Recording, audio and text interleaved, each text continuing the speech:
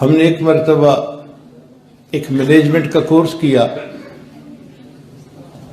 تو جرمنی کا ایک پروفیسر تھا جو 9 یونیورسٹیوں کا وزٹنگ پروفیسر تھا.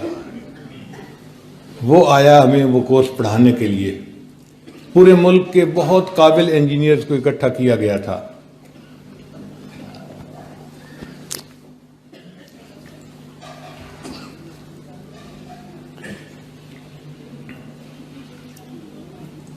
تو مسٹر براڈی اس کا نام تھا، جرمن تھا وہ. اس نے آ کے ہمیں درس دیا اور کہا کہ پرانے زمانے میں لوگ سمجھتے تھے کہ طالب علمی پڑھنے کا زمانہ ہوتا ہے، جب اسکول کالج سے بندہ پڑھ کے فارغ ہوتا ہے پھر کتابوں کا واسطہ ختم ہو جاتا ہے. لیکن یورپی دنیا نے اس چیز کو ڈھونڈا ہے کہ آج کے سائنسی دور میں بندے کو بعد میں بھی پڑھنا پڑتا ہے.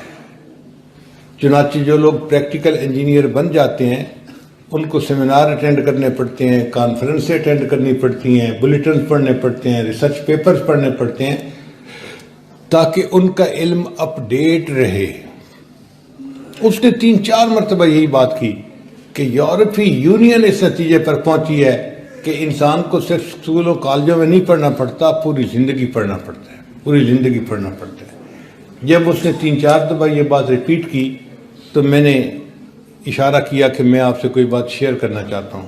اس نے کہا مسٹر احمد آپ کیا کہنا چاہتے ہیں؟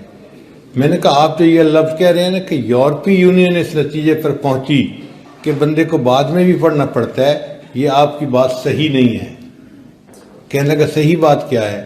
میں نے کہا صحیح بات یہ ہے کہ سب سے پہلے تاریخ انسانیت میں ہمارے پیارے پیغمبر علیہ الصلوۃ والسلام نے یہ فرمایا کہ اسکولوں کالجوں کے بعد بھی بندے کو پڑھنا پڑتا ہے.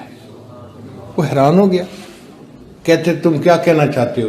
میں نے کہا میرے آقا صلی اللہ علیہ وسلم کا ایک فرمان ہے کہ تم علم حاصل کرو پنگھوڑے سے لے کر قبر میں جانے تک.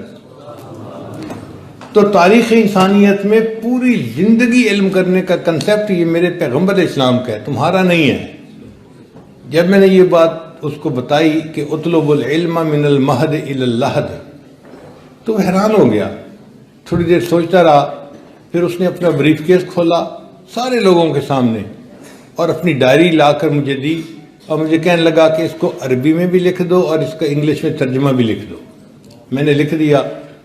پھر وہ آیا اور کہنے لگا سب لوگوں کے سامنے کہ میں آج اس کلاس کے سامنے عہد کرتا ہوں آئندہ جہاں بھی میں لیکچر دوں گا میں